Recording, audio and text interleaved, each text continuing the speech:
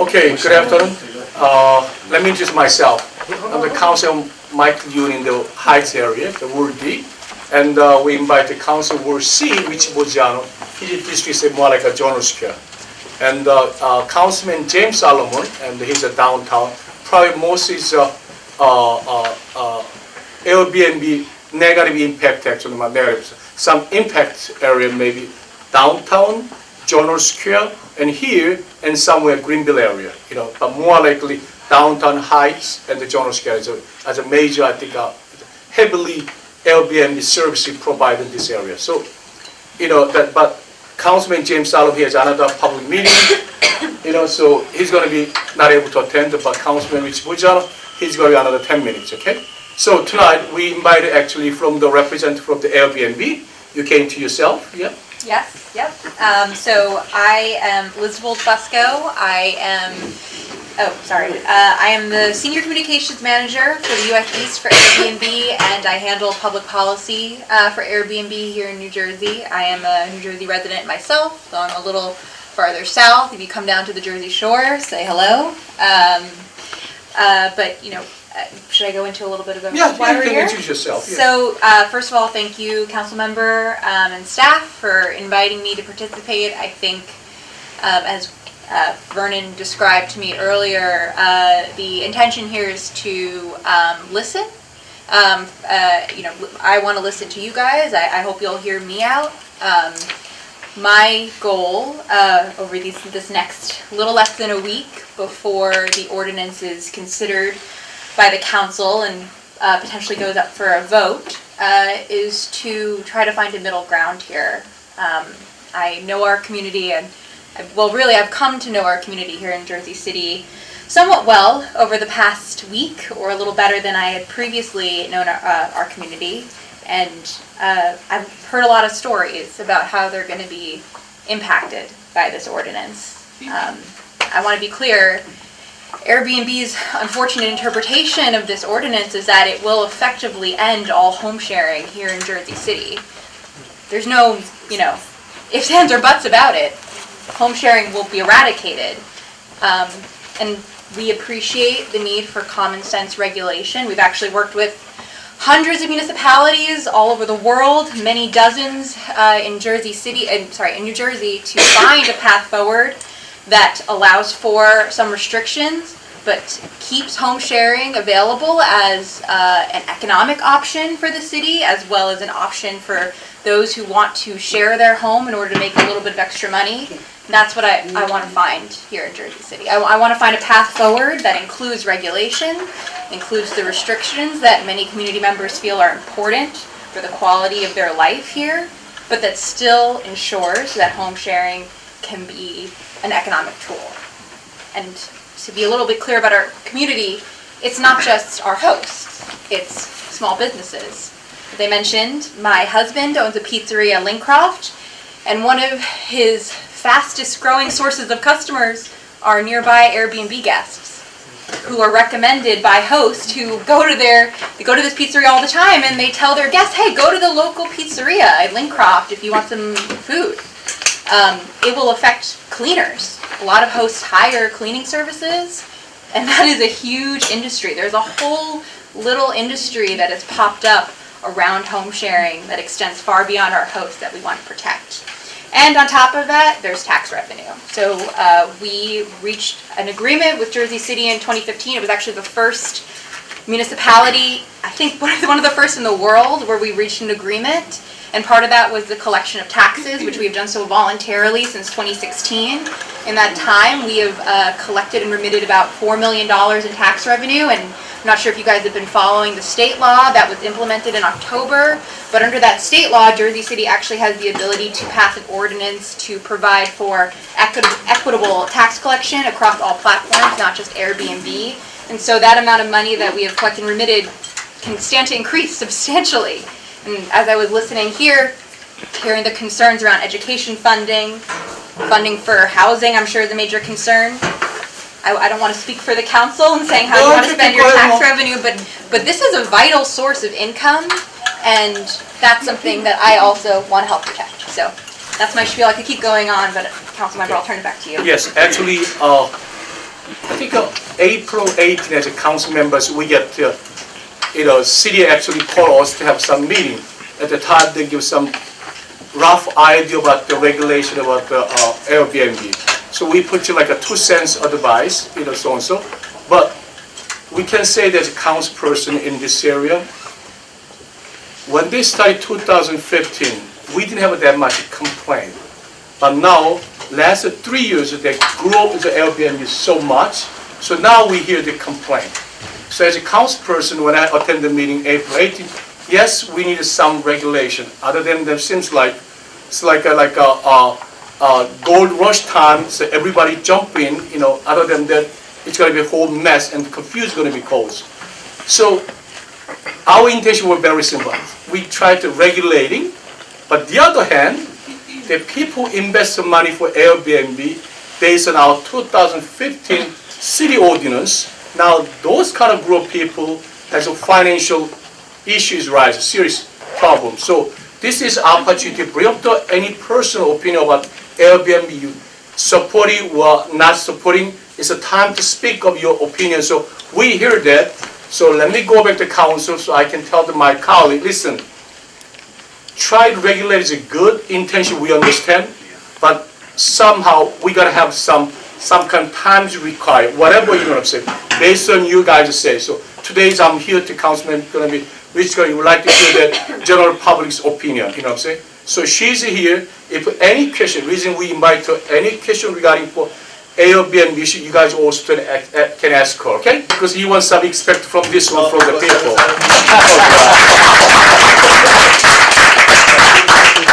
Yeah. And we can say that actually we have 9 council members and the Rich and myself, most independent council members. So we goes by what is the best interest of people. Say one thing real quick. Yeah. Maybe some people in this room are not familiar with the new regulations going forward. Oh yeah. That's something like, it's confusing if you don't follow, Google or the newspaper, what's going on. People are confused. Is this, for 3 or more units? Is it for less than 3 units? Oh. Like that's something that I would like to clarify before I give my opinion. Okay. Would you like me to explain? Yes, you I'll read it walk through the already, ordinance. right? I will do so in an unbiased way. I will Okay, just provide an You analysis. can do that. Yeah. So there are a few different things that this ordinance would do. First, it would say that tenants are no longer allowed to share their home or to offer their home as a short-term rental. It would ban short-term rentals in any building with 3 or more units. I believe it's 3 or more units, not more than 3 units. So 3 or more units. It would create a permit registration system that would be annual and would have to be annually renewed. In order to get a permit, you'd have to file an application with, I believe, a newly created division, the Division for Housing Preservation, and you would be subject to an inspection. There would also be a $500 fee, and there would be a renewal fee for about $300 a year. Sorry, for $300 a year, not about. There would also be to be clear, if you are a primary residence host, you would be allowed to continue to offer your property as a short-term rental. However, if you are not present in the property, you would have a cap of 28 nights a year. You would only be able to share your home for 28 nights a year in total. There would be a ban on short-term rentals in public housing. There would be also significant enforcement requirements.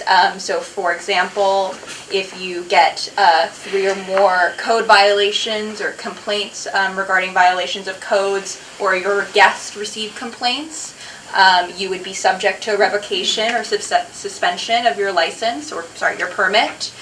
In addition, if you had 3 complaints regarding parking, that there was not parking available, you would also be subject to revocation or suspension, but there would be an appeal process for complaints regarding parking. And there are a few other things, but I think those are the broad tenets. If it's helpful, I would like to just take a moment and say that there are actually parts of this ordinance that we agree with. For example, a ban on public housing. we agree with that. That's important. We want to preserve affordable housing. Absolutely. We also agree with registration. We support registration actually all over the world. We have concerns about the tenets of this registration process. What we have found in our experience, again, we've done this all over the state of New Jersey, all over the world. We are not by far experts, but we might be have some expertise here. Is that simple registration works because we're all human and no one really likes waiting in line for 5 hours at the DMV, and the same is true for short-term rental registration. The more complicated it is, the less likely that people are to register. It's important to note in this ordinance that if you do not register and you advertise your home in any sort of print, real estate listing, or web-based platform, there would be a fine of $2,000 maximum, with at least a minimum of $1,000 a day. And that would be up to $2,000 a day that you share your home without a permit. So again, there's various other provisions that we support, which I'm happy to walk through during questions. Okay. So I have a question. If this ordinance does go in as it's stated right now, will Airbnb continue to list in Jersey City to people that are not registered? To people that are not registered, there is no requirement that a platform remove listings under this current ordinance. I would have to. I'm thinking about the New York City lawsuit you guys are in, or were in. Well, the New York City lawsuit is currently ongoing, but the subject of that law has nothing to do with removing listings. It's about turning over data monthly. It's not quite the same thing. We are objecting to that. From a councilman, if they can explain what is their objective, what are they trying to achieve by this ordinance? What are the Good question. questions? Very good question. Okay, first things, that one of the reasons why City of Jersey regulated at the Airbnb. First things, that we have complaints of noise. Guests come from the other town. Some people come from some country. I think their country is okay to smoke weeds outside, but we is not. But they group of kids come up, smoke weeds outside, and make a noise, and the backyard party, louder party like at 1 o'clock, 2 o'clock in the morning. That's not only one. And another issue is that, like at this area kind of things. When in the morning, 7 o'clock in the morning, you see group of people, 10, 15 people with a luggage waiting for the bus. And the mass transportation in this area is in the morning, is a pack, really. Order to get the bus, you're gonna have to let it go 2, 3 bus. Other than that, there's no room. So when the Airbnb come up with a big luggage, when you get in the bus, there will actually no room for the people living in this area. So they get a little upset. You know what I'm saying? So that's another one. Another one is that because a lot of long-term apartment, they now change to short-term. So people looking for, they blame the Airbnb cause some short of apartment in this area, and the rent going up, they blame the Airbnb. You know what I'm saying? And the housing starts also there. People, instead to purchase house, invest to pay extra premium. Instead of people live there, they use the Airbnb. It's a garbage issue. All kind of issues there. That's the reason they try to regulating Airbnb. So in other words, whatever happened that they complain, we all blame Airbnb at this point. Simple. Okay? Just so everyone knows, we do have some tools that are in place where neighbors can file complaints against listings. We take those very seriously. It's called our Neighbors tool, airbnb.com/neighbors. And so that is one option, but I recognize that's not enough. To that extent, there are, I think, other paths, other regulatory paths that could be taken that would help to address those concerns. Mm-hmm. But our concern is that with this ordinance, there's no path to find a way to make home sharing work because there would be no more home sharing. Move out of downtown, come to the Heights because it's quiet, friendly neighbor. So they bought like a 2-family house, middle of the block, and suddenly, next to the house, expect another nice neighbor, but suddenly they change to convert it to the Airbnb, mm-hmm. and they started all strange people in and out. It's not comfortable, you know what I'm saying? Yeah. See, those kind of things is true, and suddenly strange people in and out do some things hard to accept by this neighbor. So that's why they complain to my office almost, you believe or not, every day. different area. That's what was happening. One note, that's one of the strange things I found about the ordinance, because when you limit it to a two-family house, you're almost only putting it in the Heights and in the historic district. You're almost saying, you know, where the tall buildings are, where the hotels would be. You can't do it. You can't do it in the condos, because those are the condos.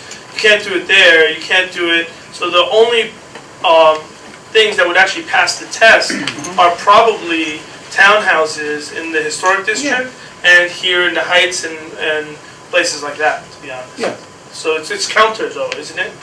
So I'm against pretty much anything in this ordinance I've read, but I do think, you know, we should hit some point of compromise, but I think, you know, the only area where I see some sort of compromisation is on those large scale units where you're talking a giant complex of transients, fine. You know, I get where that can be a slippery slope in terms of long-term prices for the general residents. But where you're punishing people with these high registration fees, where you're punishing people with small units, people who aren't living in their units but maybe have one, you know, have an additional home.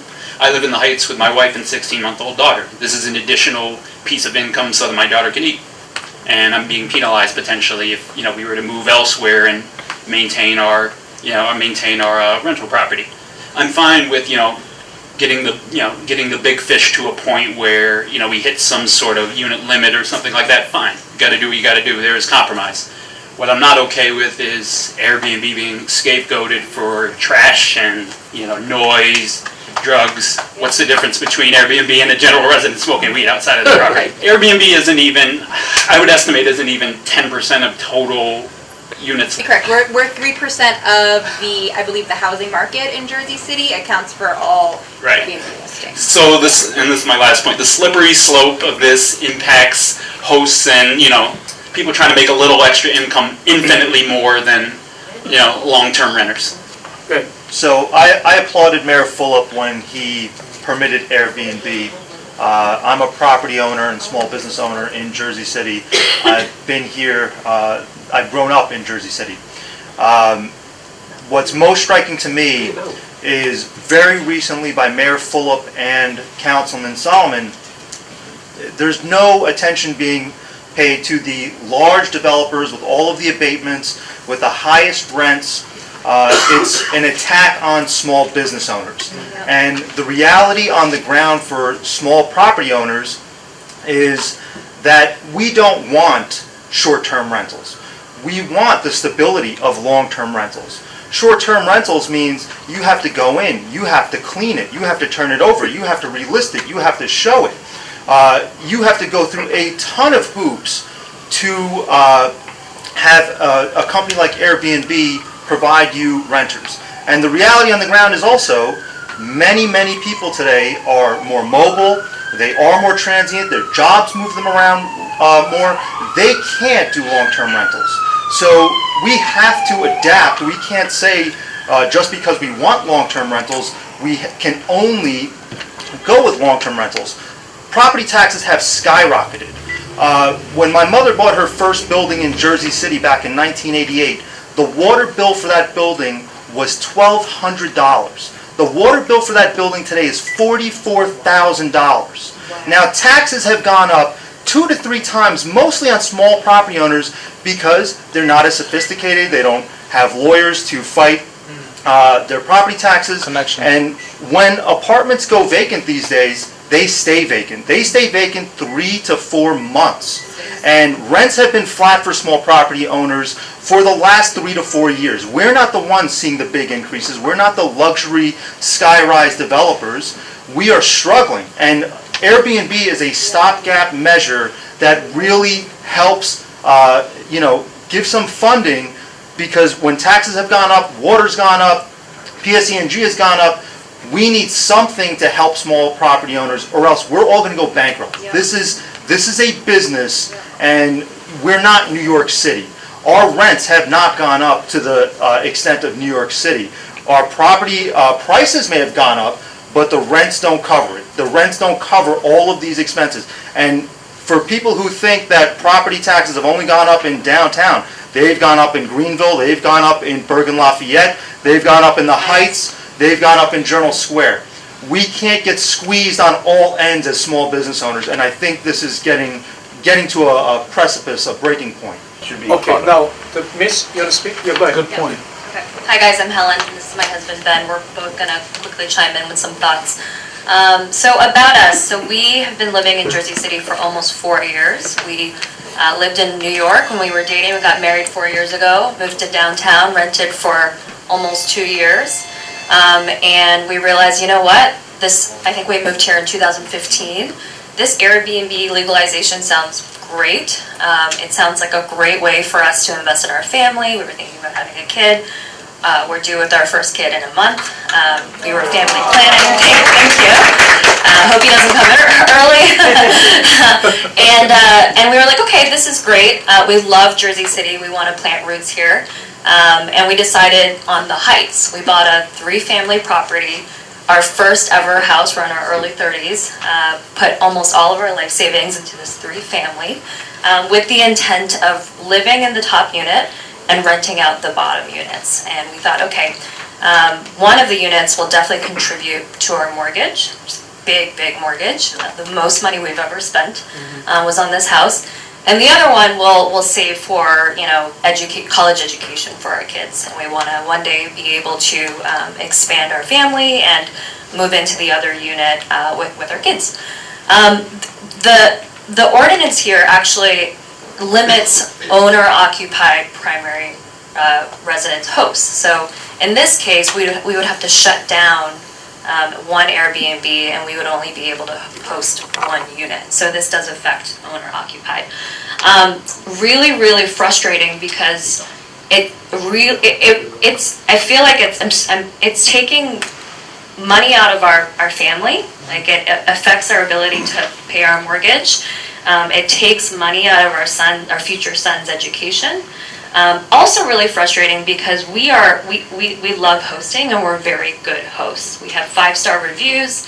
We're available 24/7. We spend a lot of time welcoming our guests, and we invest in our property. We're very involved in our neighborhood. We're part of the Leonard Gordon Park Conservancy. We pick up trash in the bus stop that stops right in front of our house. We care a lot about our neighborhood, how our house looks, the inside and the outside. And if anybody wants to smoke or party, we're the first ones to suffer. And we don't want that. So all of our guests are actually really wonderful. So I wanted to paint that picture because for an owner-occupied, someone who bought their home and they're hosting, to have that be restricted feels like, we actually don't have any control of our property, like that we don't actually own it, that somebody's going to tell us who we have to rent to. We have to rent to a very specific group, and that's just really frustrating, and it's going to financially impact us.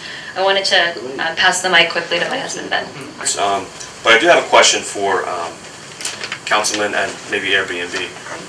What are you going to do with the large apartment buildings in downtown that allow it and they invite Airbnb guests and Airbnb hosts?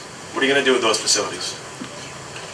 If it's not owner-occupied, they cannot do that. By current ordinance, they cannot do that. But if there's an agreement between a tenant and their landlord? Current landlords. What'd you say? There's Airbnb-friendly apartment buildings in Jersey City, downtown. Yeah. So this ordinance will eradicate all of that. Yeah, right. So what about the corporations that don't agree with your ordinance? The buildings that still want to have Airbnb hosts and guests? That's why you gotta sit down, rewrite this whole thing. Look, I just want to let all you know, none of us on the council have had any input into this. It was the mayor's office and the lawyers upstairs. And then they sat down with us last week, Mike? I think we get the meeting package last Friday, Yeah. but we call for stop by the meetings Thursday. And at that time, they actually told us they're gonna draft, they're gonna present. We thought like couple of months later. But after that, just next week, they showed out the meeting package. So we was shocked too, But at the time, the only non-owner occupied, the rental only 15 days was. So I said, listen, if we're non-owner occupied, sometimes I go vacation months, 30 days. So it's 50 days or too short, maybe 30 days. when the owner is not present, maybe 30 days. And at the time, if the city council passed, when the mayor signed, they're supposed to start it right away. I said, listen, come on, people invest the money, we gotta give some time. So I pushed them to amend January 1st of 2020. But after do that, when I spoke with people, they have a huge problem because some people actually get equity loan to fix the house inside, outside. They borrow money from the bank. They all kind of things done, but suddenly, wait a minute, you cannot do anymore. Then how did these kind of people going to pay their mortgage and all the expensive? How about all the furniture they buy? Yes. So it's not simple the way we thought as councilperson, you know what I'm saying? So we got to find some way. City want to try control somewhere because very simple. We heard there's some complaint. I just want to answer your question regarding Airbnb-friendly buildings. Yeah. So yes, we have really great partnerships with the Irby as well as with Dharma Home Suites. We support those partnerships. We think that short-term rentals should be allowed in those buildings, but we have heard the concerns regarding other operators, taking many units in a building off the market and using them exclusively for short-term rentals. We hear the concerns on that, and we think that there should be regulation that is passed to specifically address that problem or to limit the ability to do that. But as far as the relationship with the Irby, we think that should be continued, but there should just be restrictions that are in place to allow that behavior to continue while curbing people who are doing other behavior. And to that end, So, how are you gonna vote on Wednesday? I think it should be pulled. Can we hold you to that? No, I mean, didn't they pull it already? Isn't May 8th the public hearing? And they pushed the Yes. vote to May 22nd? I believe there will be a vote right after the public hearing on May. yes. Not what we were told. Yes, so now, this is a good opportunity to the council side, because we heard the story from the one side. Actually, as you know, as a council person, elected officer, take some action when they have complaint. There are the new committee, a short-term and long-term plan to limit the problem. The meantime, what's wrong is wrong to make some extra dollars with by extra work. Nothing wrong with that. You know what I'm saying?